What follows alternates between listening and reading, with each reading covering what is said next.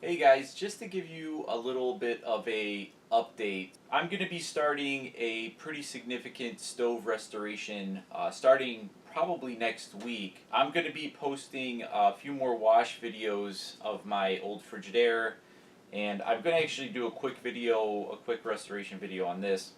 There may be a slight pause in my uploads just because the stove restoration is a little bit more of an involved process. It takes a little bit more editing and stuff like that. This video, I got in this beautiful old school direct drive washer.